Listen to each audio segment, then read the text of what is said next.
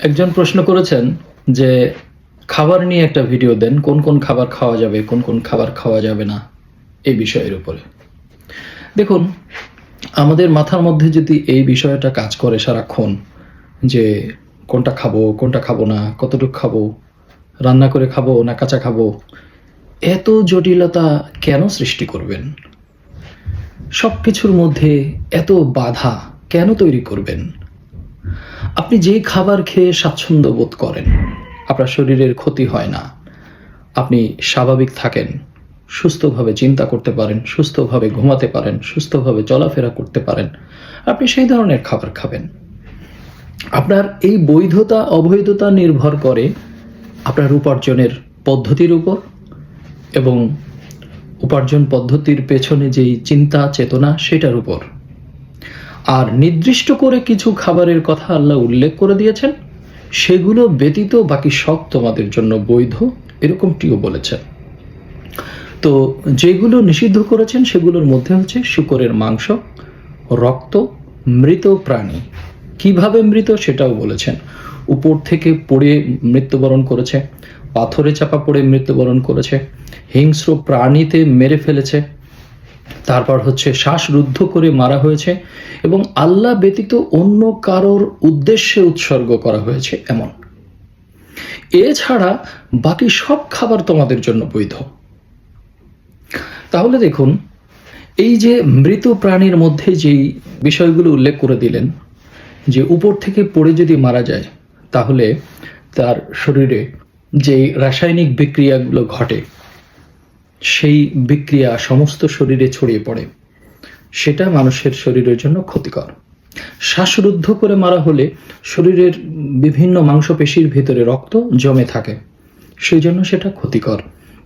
হিংস্র প্রাণীতে যদি মেরে ফেলে, হিংস্র প্রাণী সাধারণত মাথা বা মুখের জায়গাটাতে আঘাত করে আগে, এতেও সেই প্রাণী খুবই আতঙ্কিত হয় এবং সে নিজেকে বাঁচানোর জন্য তার শরীরের যত সেন্সর আছে সব সেন্সরগুলোকে সে সক্রিয় করে বাঁচার চেষ্টা করে। সেই জন্য তার শরীরে কি হয়, রাসায়নিক বিক্রিয়া ঘটে। তো এই জন্যই এই সুন্দর সহজ পদ্ধতিতে জবে করার নিয়ম, যেটাতে সমস্ত শরীরের রক্ত সুন্দরভাবে বের হয়ে যায় এবং সেই জবে করার আগে এমনভাবে তাকে রাখা হয় সেই যেন বুঝতে না পারে যে তাকে এখন এটা করা হবে। আরেকটা বিষয় উল্লেখ করি, এখানে মানুষের মধ্যে অনেক দ্বিমত তৈরি হয়, সেটা হচ্ছে হিংস্র প্রাণী খাওয়া যাবে কিনা। হিংস্র প্রাণী খাওয়া যাবে না এমনটি আল্লাহ কোথাও বলেননি। বলেছেন হিংস্র প্রাণীতে যে সকল প্রাণীকে হত্যা করে সেইগুলো খাওয়া নিষেধ। ওই যে বললাম, হিংস্র প্রাণীতে যদি শিকার করে তাহলে সেই শিকার নানানভাবে ক্ষতিগ্রস্ত হয়, যেটা আমাদের শরীরের জন্য ক্ষতিকর। কিন্তু হিংস্র প্রাণী খাওয়া যাবে না এমনটি নয়। যদি তাই হতো তাহলে প্রতিটা প্রাণী হিংস্র, সে তার জীবন বাঁচানোর জন্য আরেকটা প্রাণকে হরণ করে। প্রতিটা প্রাণী তার জীবন বাঁচানোর জন্য আরেকটা প্রাণীকে হরণ করে। যে সমস্ত প্রাণী তৃণভোজী, গাছপালা খেয়ে বাঁচে, তারাও গাছপালাকে আক্রমণ করে ছিঁড়ে খায়, সেই গাছেরও প্রাণ আছে। বিভিন্ন প্রাণী পোকামাকড় খায়, পোকামাকড় যে খায়, এই পোকামাকড়ের মধ্যেও অনেক হিংস্র প্রাণী। আমাদের চোখে হিংস্র কাদেরকে আমরা ভাবি? যারা আমাদের জন্য ভয়ঙ্কর। তো আমাদের জন্য ভয়ঙ্কর প্রাণী অনেক কিছুই আছে, কিন্তু সকল প্রাণীকে আমরা শিকার করতে পারি। তাহলে আমরা হচ্ছে সবচেয়ে ভয়ঙ্কর। আমাদের চেয়ে ভয়ঙ্কর প্রাণী অন্য কোনোটা নাই। তো এই যে হিংস্র প্রাণীর কথা বলে আমরা এই যে উদরপিণ্ডি বুদর ঘাড়ে চাপিয়েছি, দেখুন আল্লাহ এখানে স্পষ্ট করে দিয়েছেন যে তোমার কোনো শিকারী প্রাণী যদি থাকে, অর্থাৎ আপনি যদি কুকুর পালেন, আপনি যদি বাঘ পালেন, আপনি যদি সিংহ পালেন, এই প্রাণী আপনার অধীনস্থ, আপনার আজ্ঞাবহ। সেই প্রাণী যদি কোনো প্রাণী শিকার করে আনে, সেই প্রাণী কিন্তু আপনি খেতে পারবেন। তো এরকমই এত বাধা নিষেধ এগুলোতে নাই। হিংস্র প্রাণী আমরা যেটা ভাবি সেটার মধ্যেও আবার অনেক রকম আছে। বাঘ তো সবচেয়ে হিংস্র প্রাণী, বাঘ খাওয়া যাবে না এমনটি তো আল্লাহ বলেন নাই। কুমির খাওয়া যাবে না এমনটি তো আল্লাহ বলেন নাই, কুকুর খাওয়া যাবে না এমনটি তো আল্লাহ বলেন নাই। আপনার রুচিতে না আসলে, আপনার কাছে হিংস্র ভয়ঙ্কর মনে হলে, আপনার জীবন ঝুঁকিপূর্ণ মনে হলে আপনি সেগুলো খাবেন না, সেই জায়গায় যাবেন না। কিন্তু এটা আল্লাহর আদেশ নিষেধ বলতে যেয়েন না। আল্লাহ যা নিষেধ করেন নাই তা নিষেধ করার ক্ষমতা কারো নাই। আবার আল্লাহ যা আদেশ করেছেন সেটাও নিষিদ্ধ বলার ক্ষমতা কারো নাই। সুতরাং এই হালাল হারাম নির্ধারণ আপনি করতে যেয়েন না, আপনি শুধু আল্লাহ যা বলে দিয়েছেন সেটা অনুসরণ করুন এবং আপনার শরীরের জন্য, মনের জন্য, চেতনার জন্য যেগুলো খারাপ সেগুলো এড়িয়ে চলুন। এটাই হচ্ছে মূল বিষয়।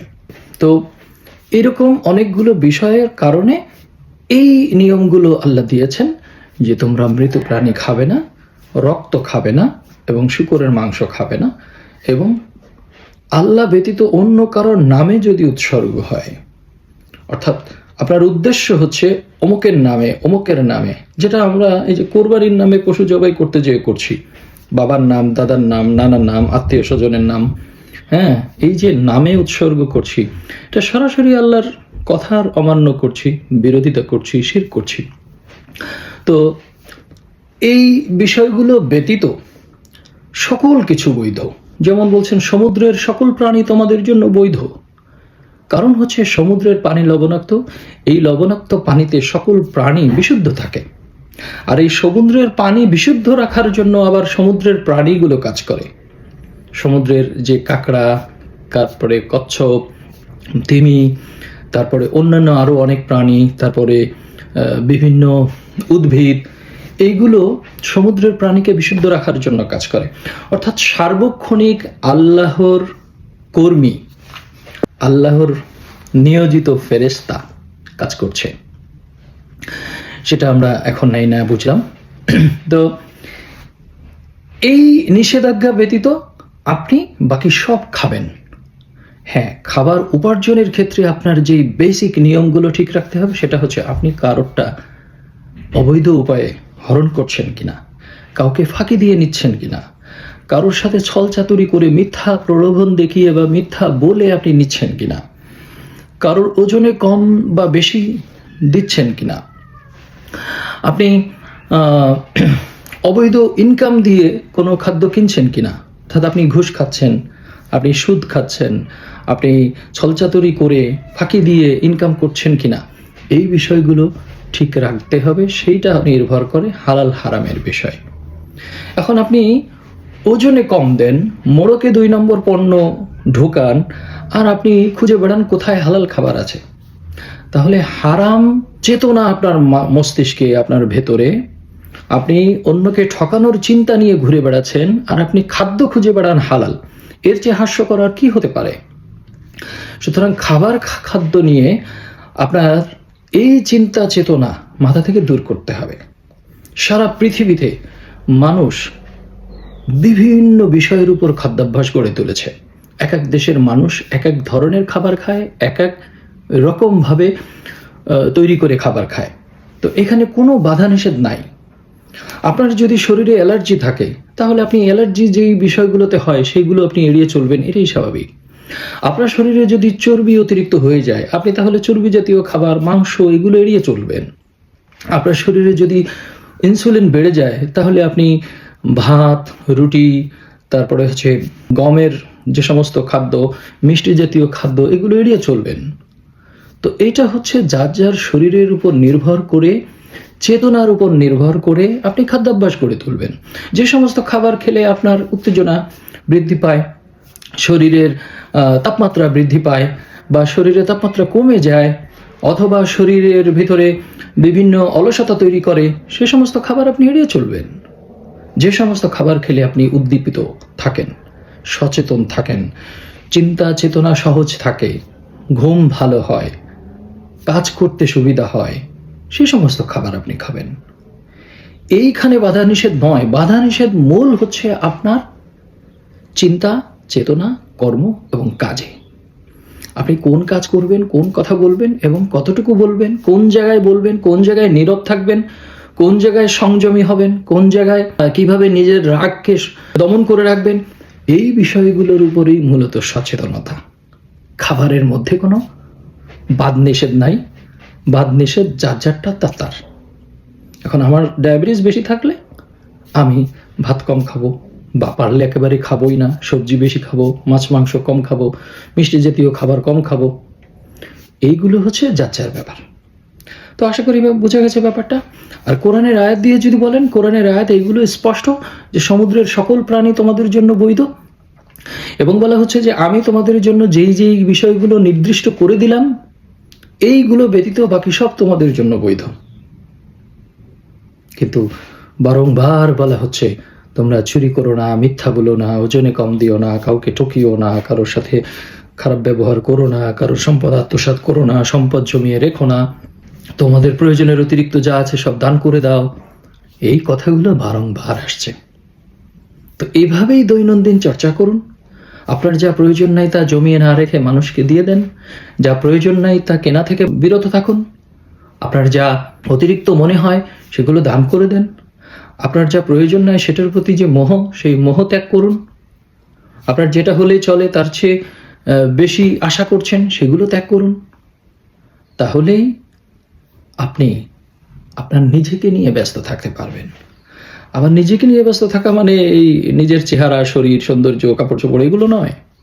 নিজেকে নিয়ে ব্যস্ত থাকা মানে হচ্ছে নিজের অন্তরের পরিশুদ্ধতার বিষয়ে নজর দেওয়া। কি কি করলে আমি নিজেকে কলুষিত মুক্ত রাখতে পারবো? আমার রাগ নিয়ন্ত্রণে থাকবে, আমার লোভ নিয়ন্ত্রণে থাকবে, আমার কামনা নিয়ন্ত্রণে থাকবে, আমার সকল প্রকার যে ইচ্ছা, চাহিদা, আকাঙ্ক্ষা এগুলো নিয়ন্ত্রণে থাকবে। এই নিয়ন্ত্রণটাই হচ্ছে আসল। ধন্যবাদ।